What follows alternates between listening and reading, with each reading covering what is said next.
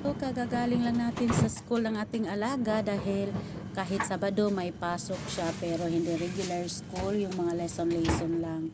Ngayon is ang lesson niya, meron siyang swimming lesson at meron din siyang drawing lesson for 1.5 hours. So galing ako doon, naghahatid sa kanya pero papa niya ang magsusundo. So umuwi na ako sa bahay at hindi pa tayo nakapag-breakfast, magkape muna tayo. Meron pala ako ditong hindi Nescafe yung ginagamit ko, ibang coffee dahil yung Nescafe dito sa Hong Kong napakamahal. So hanap tayo ng medyo mura na kakasya yung isang pack sa isang buwan. So yun ang ginagamit ko, Indonesian coffee yung ginagamit ko, guys.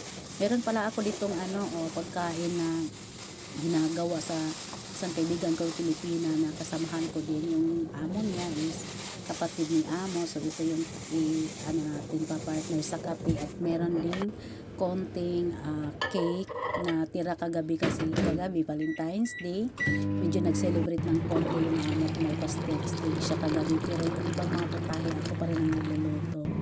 So guys, dito sa Hong Kong, alam nyo ba na kadalasan sa mga katulong dito walang budget sa breakfast, hindi siya kasama sa budget. Yung budget dito guys sa isang buwan ng isang katulong is 1,200 Hong Kong dollar, pero pag i-divide mo yan sa isang buwan, hindi yan aabot ng 50 dollar ang per araw o bawat araw. So yung iba dito guys wala talagang budget, so sila na ang bumibili. Pero ako guys, minsan bumibili yung amo ko, minsan din hindi dahil marami kami mga tira-tira na pagkain. So yun ang kinakain ko pa nasa bahay ako.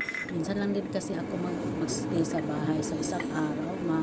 Mabibilang lang yung oras na nandun ako sa loob ng bahay kasi yung alaga ko napaka-busy sa labas at yung mga amo ko talaga ay napaka-busy nila sa trabaho. So lahat-lahat ay inaasa na nila sa akin. Dito sa Hong Kong, swertian lang talaga, may mga amo na mababait, may mga amo din na mga salbahe. Pero guys, ang pagkaintindi ko pagdating sa amo, pag yung amo ay hindi madamot sa pagkain, ibig sabihin sila ay mababait. Meron lang talagang mga ugali na parang hindi mo madaling matanggap. Parang kailangan mo na mag-adjust muna bago mo maunawaan yung ugali nila. Pero sa totoo guys, mabait talaga yung mga amo na hindi madamot sa pagkain. Ganyan yung mga amo ko guys. Pag alam nila na wala na talaga ako, sasabihin nila may pagkain doon, kainin mo, wag ka nang bumili. Ganyan ang mga amo ko guys. Napakaswerte ko sa mga amo ko. 6 na taon na pala ako sa kamay nila. Sa isang amo lang ako dito sa Hong Kong. Dito pala sa Hong Kong, sa hindi pa naka-experience na mag-abroad dito sa Hong Kong. Sa Hong Kong guys, pwede kang magpalit-palit ng amo ng 3 beses. Ganyan din yung mga amo. Pag hindi ka nagustuhan, pwede din silang magpalit ng katulong ng 3 beses lamang. Pag lumagpas na sila sa 3 or tayo ay lumagpas na sa 3 ay hindi na tayo pwede.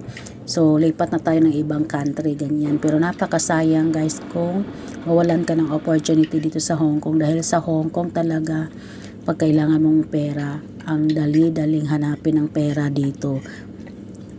Kung gusto mong manghiram, maraming magpapahiram dito guys. Kaya lang pag ma-out of control ka sa iyong sarili, mababaon ka talaga sa utang. Pagkatapos ko pala mag-breakfast, marami pa akong gagawin guys kasi bukas day off ko. Hindi ko masyado magagawa yung mga trabaho ko.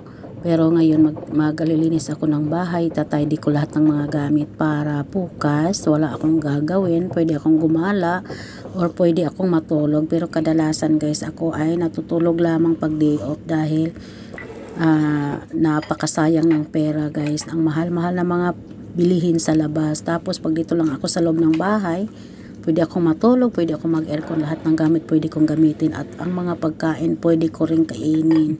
So may mga amo guys na hindi ka pwedeng matulog sa loob ng bahay, kaya yung ibang mga nagtatrabaho dito sa Hong Kong nasa park sila natutulog, nagde-tent. So Napakaswerte ko sa aking amo dahil lahat-lahat na gawin ko dito sa bahay ay okay lang sa kanila. So maraming salamat po sa mga subscribers natin at sana po ay hindi kayo magsawa sa pagsuporta sa akin. Maraming salamat po. Bye-bye.